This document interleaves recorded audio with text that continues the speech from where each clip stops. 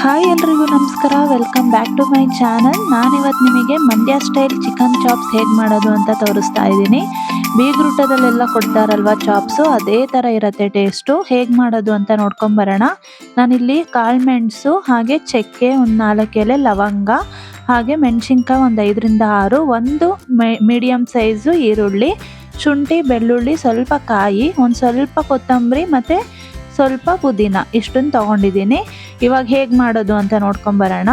ಇವಾಗ ಒಂದು ಮಿಕ್ಸಿ ಜಾರಿಗೆ ನಾನು ಇವಾಗ ನಿಮಗೆ ಇಂಗ್ರೀಡಿಯೆಂಟ್ಸ್ ತೋರಿಸಿದ್ನಲ್ವ, ಅದನ್ನೆಲ್ಲ ಹಾಕೊತಾ ಇದ್ದೀನಿ. ನಾನಿಲ್ಲಿ ಅರ್ಧ kg ಚಿಕನ್ಗೆ ಆಗೋಷ್ಟು ಎಷ್ಟು ಮಾಡಬೇಕು ಅಂತ ತೋರಿಸ್ತಾ ಇದ್ದೀನಿ. ನೀವು ಜಾಸ್ತಿ ಜನ ಇದ್ರೆ ಜಾಸ್ತಿ ಮಾಡ್ಕೊಳ್ಳಿ. ಈ ಚಾಪ್ಸಿಗೆ ಕಾಯಿ ತುಂಬ ಹಾಕಕ್ಕೆ ಹೋಗಬೇಡಿ, ಈರುಳ್ಳಿನೇ ಸ್ವಲ್ಪ ಜಾಸ್ತಿ ಬೇಕಿದ್ದಕ್ಕೆ.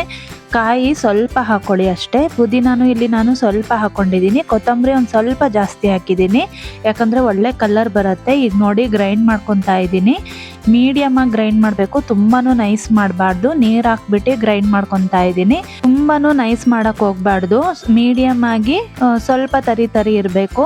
ಆವಾಗ ಬೀಗ್ರೂಟದಲ್ಲೆಲ್ಲ ಕೊಡ್ತಾರಲ್ವ ಗ್ರೀನ್ ಚಾಪ್ಸು, ಅದೇ ಥರ ಬರುತ್ತೆ ಟೇಸ್ಟು. ನೋಡಿ ಇವಾಗ ಆಗಿದೆ, ಇಷ್ಟು ಕನ್ಸಿಸ್ಟೆನ್ಸಿ ನೋಡಿ, ಇಷ್ಟಿದ್ರೆ ಸಾಕು, ತುಂಬಾ ನೈಸ್ ಮಾಡಬಾರ್ದು. ಇವಾಗ ಒಂದು ಕುಕ್ಕರ್ಗೆ, ನೀವು ಪಾತ್ರೆಯಲ್ಲೂ ಕೂಡ ಮಾಡ್ಕೋಬೋದು, ನಾನು ಕುಕ್ಕರಲ್ಲಿ ದಿಢೀರಂತ ಹೇಗೆ ಮಾಡೋದು ಅಂತ ತೋರಿಸ್ತಾ ಇದ್ದೀನಿ. ಈಗ ಕುಕ್ಕರ್ಗೆ ಎಣ್ಣೆ ಹಾಕಿ, ಈರುಳ್ಳಿ ಹಾಕಿ ಒಂದು ಸ್ವಲ್ಪ ಫ್ರೈ ಮಾಡ್ಕೊಂಡು, ನಾನು ಅರ್ಧ kg ಚಿಕನ್ ಎತ್ತಿಟ್ಟಿದ್ನಲ್ವ, ಕ್ಲೀನಾಗಿ ವಾಶ್ ಮಾಡಿ ಹಾಕೊಂಡಿದ್ದೀನಿ. ಹಾಕೊಂಡು ಚೆನ್ನಾಗಿ ಫ್ರೈ ಮಾಡ್ಕೋಬೇಕು. ಅದ್ರ ಜೊತೆಗೆ ಉಪ್ಪನ್ನು ಸೇರಿಸ್ತಾ ಇದ್ದೀನಿ, ಕಲ್ಲುಪ್ಪು ರುಚಿಗೆ ತಕ್ಕಷ್ಟು. ಹಾಗೆ ಒಂದು 1/4 ಟೀ ಸ್ಪೂನ್ ಆಗೋಷ್ಟು ಅರಿಶಿನ ಹಾಕ್ಬಿಟ್ಟು ಚೆನ್ನಾಗಿ ಮೀಡಿಯಮ್ ಫ್ಲೇಮ್ನಲ್ಲಿ ನಾವು ಇದನ್ನು ಚೆನ್ನಾಗಿ ಹುರ್ಕೋಬೇಕಾಗತ್ತೆ. ಹುರ್ಕೊಂಡಾದ್ಮೇಲೆ ನಾವು ಇವಾಗ ಇದಕ್ಕೆ ಪುದೀನ ಹಾಕ್ಕೊಬೇಕಾಗತ್ತೆ.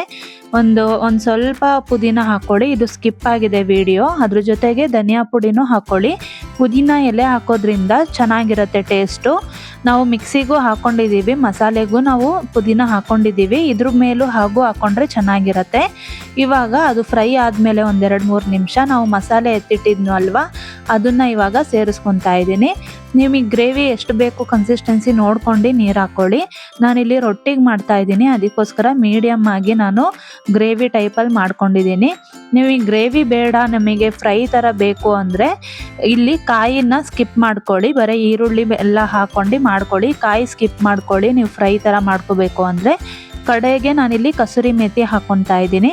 ಕಸೂರಿ ಮೇಥಿ ಹಾಕ್ಕೊಂಡು ಇನ್ನೊಂದ್ಸಲಿ ಚೆನ್ನಾಗಿ ಮಿಕ್ಸ್ ಮಾಡ್ಕೊಂಡು, ನೋಡಿ ಈ ಕನ್ಸಿಸ್ಟೆನ್ಸಿಗಿದೆ, ನಾನು ಗ್ರೇವಿ ಕನ್ಸಿಸ್ಟೆನ್ಸಿಗೆ ಮಾಡ್ಕೊಂಡಿದ್ದೀನಿ. ಇವಾಗ ಇದನ್ನು ಕುಕ್ಕರ್ ಮುಚ್ಚಿ ಬೇಯಿಸ್ಕೋಬೇಕಾಗತ್ತೆ.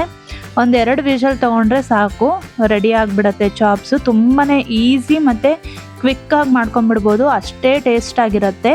ನೀವು ಈ ಚಾಪ್ಸನ್ನು ಒಂದ್ಸಲಿ ಟ್ರೈ ಮಾಡಿದ್ರೆ ಮತ್ತೆ ಮಾಡ್ತಾನೆ ಇರ್ತೀರಾ, ಅಷ್ಟು ಚೆನ್ನಾಗಿ ಬರುತ್ತೆ. ನೋಡಿ ಇವಾಗ 2 ವಿಷಲ್ ಆಗಿದೆ, ಆಗಿದೆ ಇವಾಗ ಚಿಕನ್ ಚಾಪ್ಸು.